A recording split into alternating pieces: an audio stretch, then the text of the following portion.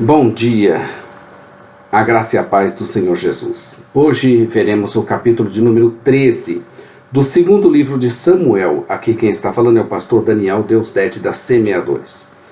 Nós estamos no capítulo 13 e nós veremos hoje Davi, um pai ausente. O capítulo 13 tem 39 versículos. Apanhe sua Bíblia para fazer uma leitura prévia desse capítulo. Também entre em nosso blog site para ter acesso à narrativa dessa nossa fala. 2 Samuel capítulo 13. Nós, como já dissemos, juntamos 1 Samuel com 2 Samuel, que dá 55 capítulos, dividimos em 5 partes e estamos na quarta parte, que vai até o capítulo de número 20 de 2 Samuel. A parte 5, final, será a partir do capítulo 21. Então, dando continuidade à história de 2 Samuel, veremos agora a subseção B, cujo mapa para nos situar é dessa maneira. Nós estamos vendo hoje o estupro e assassinato, ocupará os capítulos 13 e 14, que estarão divididos da seguinte forma. Primeira parte, o pecado sexual de Amnon, a vingança de Absalão, e amanhã, capítulo 14, a reconciliação de Absalão. Veremos então o estupro e o assassinato. O pecado de Davi repetiu-se em seus filhos. Abrangerá a história bem sucinta do pecado de Amnon, da vingança de Absalão e da sua reconciliação. Depois disso ainda veremos a rebelião de Absalão e a sedição de Sebá, mas isso somente a partir do capítulo 15. O pecado sexual de Amnon, capítulo 13, versos 1 ao 22. Absalão tinha uma filha muito formosa chamada Tamar, e Amnon, o primogênito de Davi, tinha se apaixonado por ela a ponto de ficar verdadeiramente doente. Ele também tinha um amigo que era muito astuto e que percebeu essa angústia em Amnon e quis ajudá-lo sem medir as consequências. Amnon já se encontrava numa espécie de torpor. Ele estava entorpecido por Tamar, mas tinha barreiras que ele não via saída dentro do seu campo de visão imoral. E como já se não bastasse essa paixão louca e sem sentida de Amnon, havia alguém, um outro homem sagaz, que seria capaz de romper essa barreira para ele, a fim de que ele realizasse seu desejo, não importando se isso estava certo ou não, se era irmão ou não. Não era ele seu amigo, mas um diabinho. Como nas histórias e nos desenhos animados, onde vemos de um lado da tentação surge um anjinho de asas e vestido de branco dando bons conselhos, e do outro lado um diabinho segurando um pequeno tridente vermelho de orelhas pontudas com chifres e dando péssimos conselhos. Este mau conselho era dado por seu amigo infernal chamado Jonadab. Este não estava interessado em ajudar Amnon ou Davi ou Tamar, ou estava preocupado com o reino de Deus. Ele não estava nem aí para nada. Ele era um Belial, um filho do diabo, que somente era um instrumento do mal, por onde estaria entrando o pecado nos filhos de Davi. Amnon também não tinha pai, pois este era ausente. O pai biológico é Davi, mas era um pai ausente devido às suas muitas mulheres e os seus muitos compromissos reais. A voz do anjinho de seu pai talvez faltou, e tendo somente um lado perturbando, ele resolveu pôr em prática o que Jonadab o instruiu. Ninguém conseguiu perceber na história de Amnon o intento que estava em seu coração, porque ninguém estava nem aí um para com o outro. Cada um estava ocupado com seus próprios pecados e vida. O plano é preparado e executado com sabedoria maligna, e tudo dá certo para o mal e sua prosperidade, porque ele achou campo e ocasião para darem certo. Para você ter um bom rendimento, é necessário que você faça uma leitura prévia do capítulo, aí você vai entender bem o que nós estamos falando. Amnon força Tamar, que em defesa é molestada. Apesar de ela insistir com ele, Amnon, que poderia haver um outro jeito, um jeito correto de se fazer isso, sem que houvesse tantas coisas ruins e tragédias a caminho. Amnon estava cego em seu amor descontrolado e somente tinha um desejo: possuir Tamar, e assim fez. Imediatamente depois que ele consumou o seu ato, outro sentimento. Ele não estava apaixonado? Agora era outro sentimento, mais forte do que o primeiro, aversão.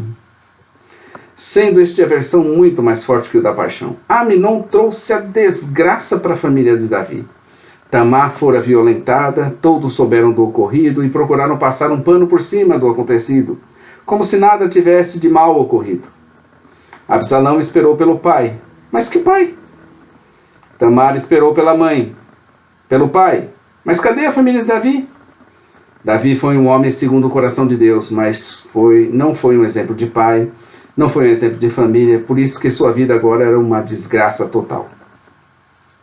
Davi não encontrava forças para agir, conforme era necessário agir contra Amnon, e deixou as coisas rolarem por si mesma, não tomou atitude nenhuma, porque estava acabado e arruinado como pai e esposo.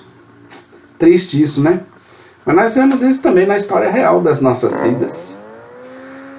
A vingança de Absalão, ela vai no próprio capítulo 13, que estamos vendo, dos versos 23 a 39. 2 longos e calculados anos se passaram e nada foi feito. Nada foi comentado. Nada era o futuro disso. Até que Absalão resolveu agir a seu modo, conforme seus pensamentos de vingança que estavam ali armazenados por longos 2 anos.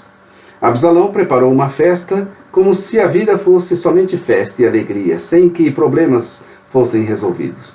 Ele procura reunir a todos e faz um convite para seu pai, que se recusa a ir, porque ele tinha lá seus motivos, e com certeza seus filhos e sua família não faziam parte disso. Absalão, então, insiste em convidar os filhos do rei, e Davi, como não tinha percebido nada entre Amnon e Tamar, novamente nada percebe, e consente que todos se reúnam na casa de Absalão. Esse pai tá com nada não, hein? A trama estava pronta e armada contra Amnon. Absalão, então, se vinga de sua irmã e assassina Amnon. Depois foge para Gesur. A notícia chega ao rei, que entra em pânico, porque a notícia chegou truncada, dizendo que todos os seus filhos tinham sido mortos por Absalão. Foi necessário Jonadab, seu sobrinho, filho de Simeia, irmão de Davi, aquele diabinho, né? Explicar ao rei que isso não era verdade, antes que somente Amnon tinha morrido. E ainda dá um sabão em Davi ao mencionar que isso tinha já sido decidido em seu coração, tinha sido decidido no coração de Absalão desde o dia que Amnon forçou Tamar. E como se ele tivesse dito, você não vê nada, Davi? É como se esse Jonadab dissesse assim, você não vê nada, Davi? Isso estava claro desde o dia da desgraça sobre Tamar, e você não fez nada, não faz nada. Um diabinho daqueles querendo ser e parecer alguém importante para Davi. Ele ainda se gaba de sua análise dos fatos, e o que diz confere quando todos os seus filhos vêm a ele chorando. Está vendo, Davi? É tudo conforme te falei, eu, teu servo. Misericórdias. Como estava ruim a casa de Davi. Ela estava um verdadeiro caos familiar. É muito triste isso tudo. Diz a palavra que Davi cessou de perseguir Absalão porque já se tinha consolado da morte de Amnon. 3 anos já se passaram com Absalão em Gesur.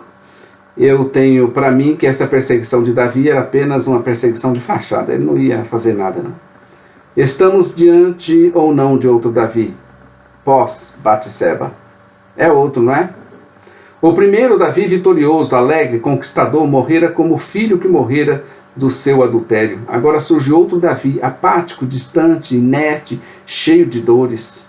Se cada um de nós soubesse do tamanho do anexo na hora do pecar, talvez não pecássemos tanto assim. Pois é, meus queridos, você acabou de ver o capítulo 13 e amanhã estaremos aqui com o capítulo 14, onde veremos Davi, péssimo pai. Nós vimos no capítulo 13 Davi, pai ausente. Agora no capítulo 14, Davi, péssimo pai. Então, meus queridos, curta aí nosso vídeo, dê um joinha. Não esqueça de que, para que você tenha bom entendimento do que estamos falando, é necessário você fazer uma leitura prévia. Inclusive daquilo que escrevemos lá no nosso blog, site jamaisdesista.com.br. Então, curta aí, inscreva-se no nosso canal, estaremos aqui amanhã. Maranata, ora, ora, vem, Senhor Jesus. Um bom dia, querido, na presença de Deus.